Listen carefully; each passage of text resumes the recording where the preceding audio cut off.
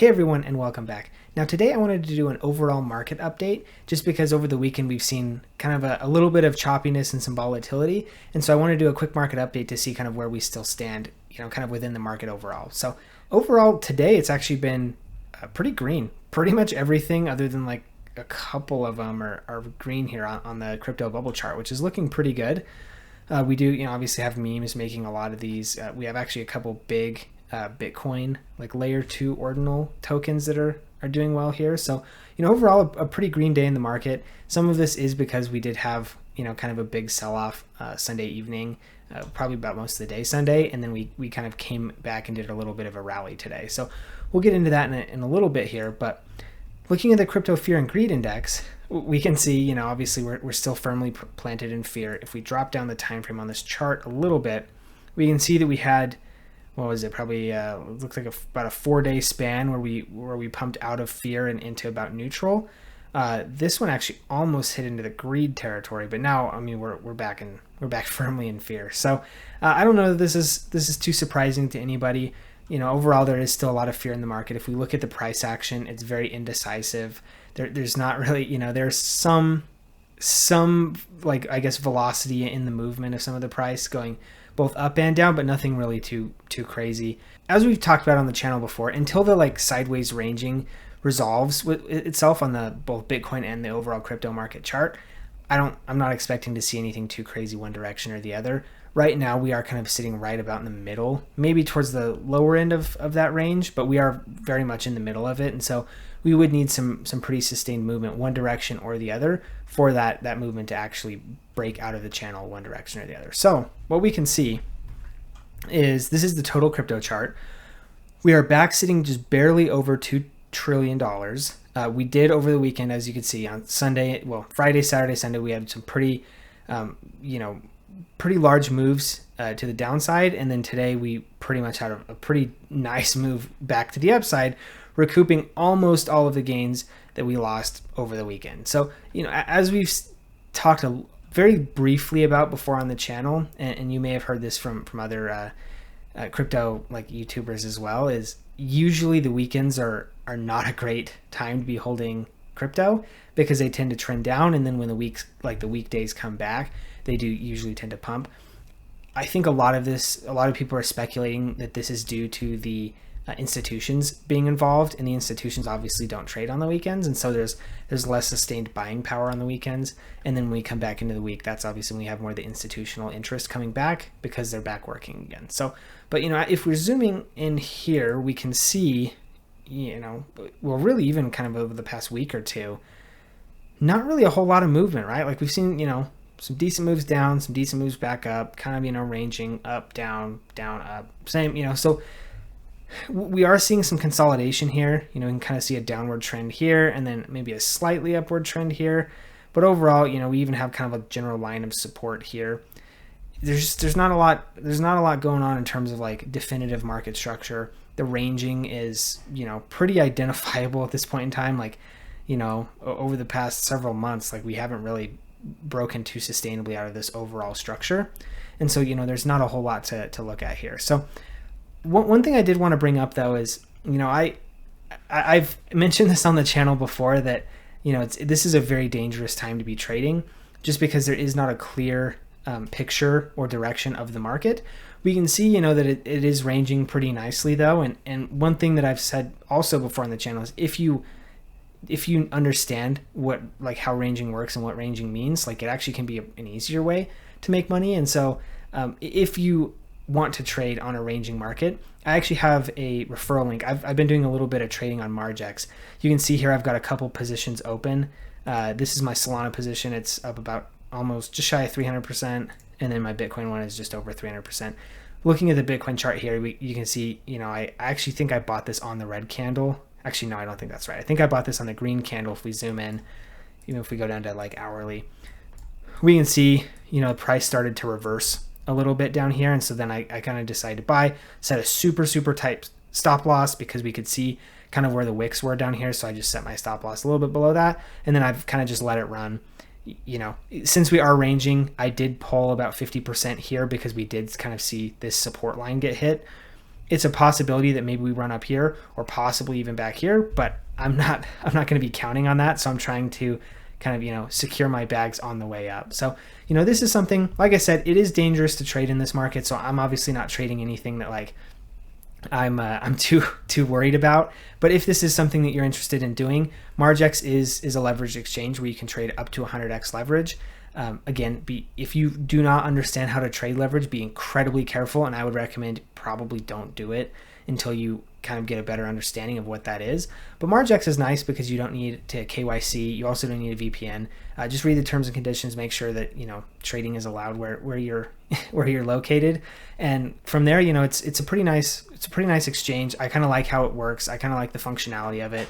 Overall, it seems like it works pretty well, and I've been pretty happy with how it's gone so far. So overall, like I said, again, not investment, not financial, not any sort of advice. Do not do this if you're not comfortable. The last thing I'd like to see is people getting wrecked for doing something that they don't know how to do or are not comfortable with.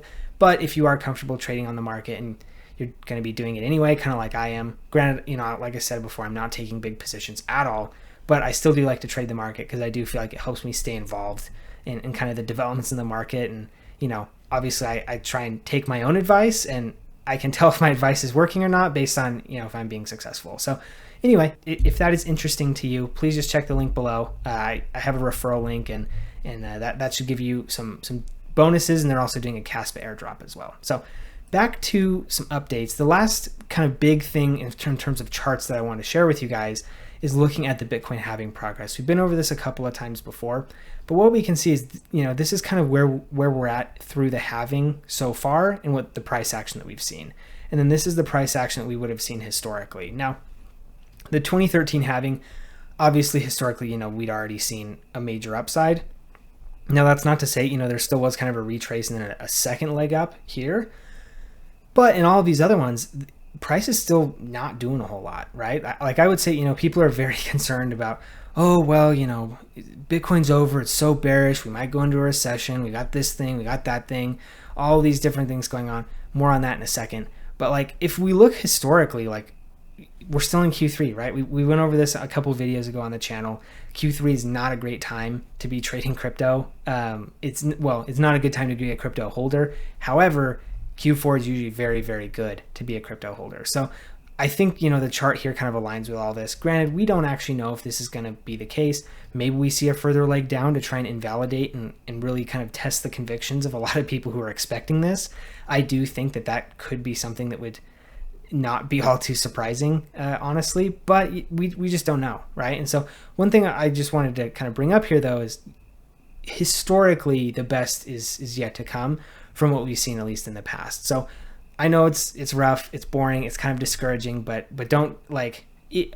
I would say if you're getting too afraid of what's going on, maybe you're oversized and maybe you need to trim back your positions a little bit, or two, maybe you don't truly understand what you're holding. I feel like for me, a good test of my conviction is to see something that I'm holding go down, because if something that I'm holding goes down and I get super freaked out about it, that usually is kind of a key to me of, well, is it because I don't know what I'm doing, or is it because there's something like I don't understand?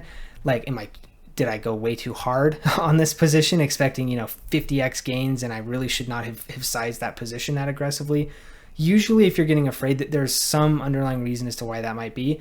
And so, again, not investment advice, these are my opinions only, but my opinion would to be that, maybe you should look into that a little further and see why you're feeling conflicted or why you're stressed about this. So the next thing that I want to go over here is this post from Wayne Vaughn on X.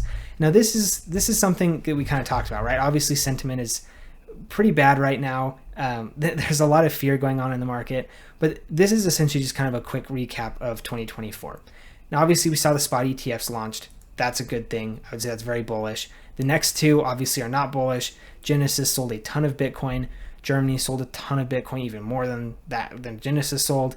There's the Bitcoin halving, which, it happened. It went relatively well. Obviously there was a lot of hype leading into the halving, and that subsequently died out pretty quickly.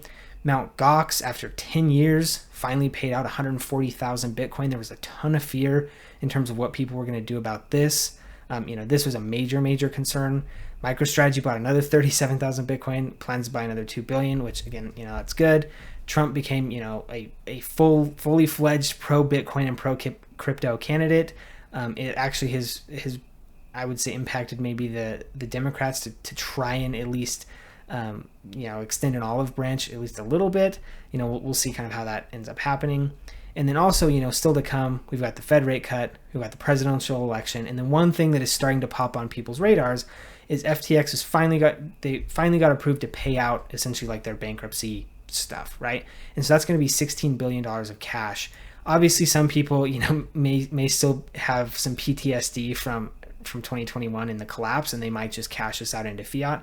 But if I had to guess, a very hefty portion of this money is going to stay in the crypto system and get essentially re-injected elsewhere, right? And so where this goes, we don't know. But I think depending on where it goes will kind of dictate a lot of the interest that we're seeing, you know, within the market throughout. So overall, you know, I just want to kind of give a quick update on the market. Hopefully this was useful. Again, everything that I say is just my opinion. None of this is financial advice. Obviously, you know, I don't know the future.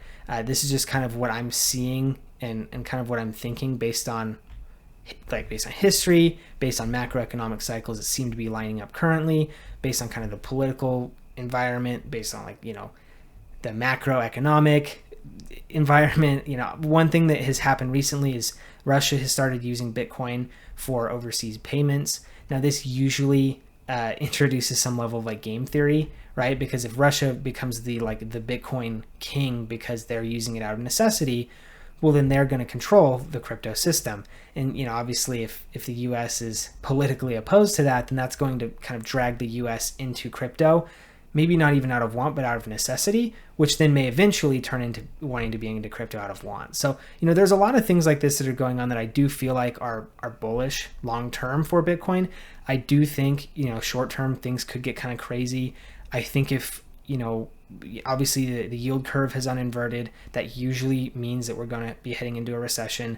It would not surprise me if we see Bitcoin pull back into, you know, maybe 40K, somewhere around there. It would not surprise me if you had a later cycle in the sense that maybe it's late 2025. Like there's a lot of things that could happen to kind of throw people off the like standard thing that we're used to seeing. And I think that would also kind of be by design, right? Like when things start to become too like gameable, then obviously, you know, the people have to kind of mess with that to keep people kind of honest, I guess you could say, right? So that's another thing to think about. But ultimately, you know, if you like the information in this video and found it useful, please do give me a like and subscribe. It really does help me out. This is still a new channel, and like I said, I do have that goal of hitting 1,000 subscribers by the end of October. I feel like I'm making really great progress, and so, you know, I'm hoping to kind of continue on that path. Also, if you have any questions, comments, feedback, whatever else, please do leave me a comment. I do respond to all of my comments, and I do get a lot of really interesting and really insightful comments that I love reading. So if you do want to leave me a comment, please do. I do enjoy reading them. So anyway, thank you for tuning in, and we'll see you in the next video.